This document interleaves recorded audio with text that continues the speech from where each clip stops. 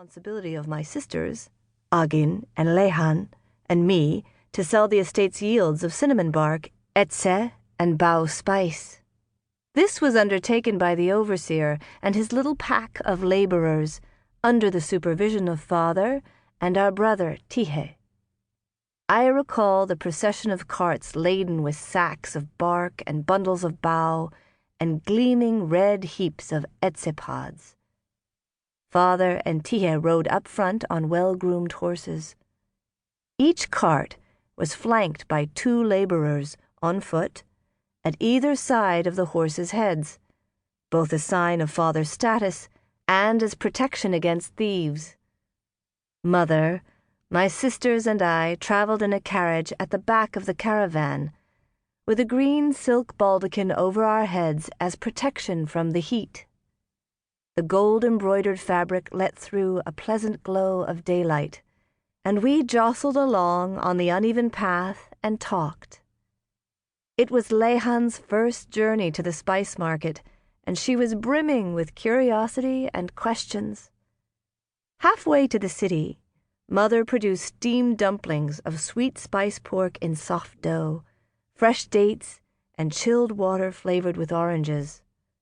When the carriage drove over one of the larger of the path's potholes, Lehan spilled meat juice down her new yellow silk coat and received a scolding from Agin. It was Agin who had embroidered the orange blossoms around the cuffs and neckline. But Mother only looked out over the okahara fields, now in bloom, and did not involve herself in the girls' quarrel. Suddenly, she turned to me. I first met your father when the okahara was in bloom. He gave me a bunch of the white flowers on our second meeting, and I thought that he must be poor.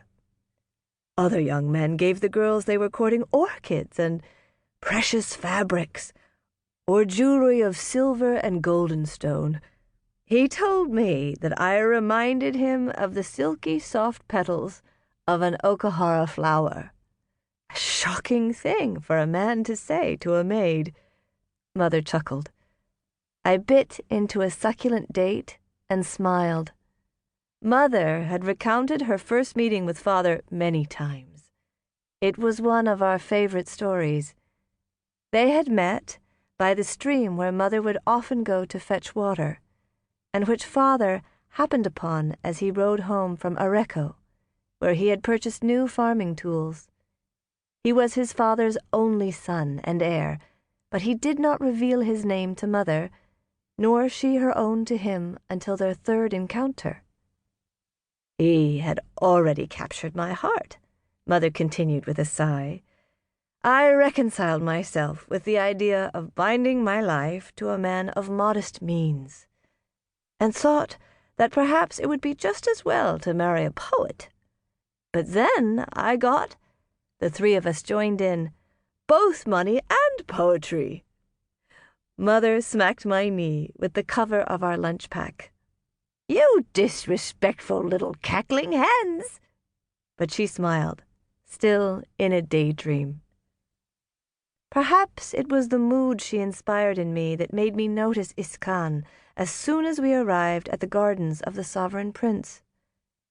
At every spice market the sovereign opened his gardens of unparalleled splendor to the wives and daughters of noble families.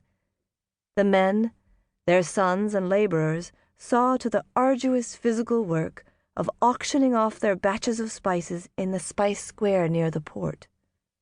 Merchants came sailing from far and wide to buy of the renowned spice yields of Karanokoi, and paid a high levy to the sovereign for the privilege.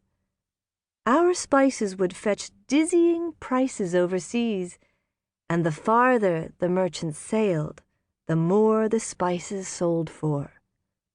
They were the source of the land's prosperity and of the sovereign prince's fortune. When we came to Whisperer's Gate, the entrance to the sovereign's gardens, we had to wait for a short while for passengers from other carriages to disembark. Lehan leaned out of the carriage, curious to scrutinize the other women, but Agin pulled her back abruptly.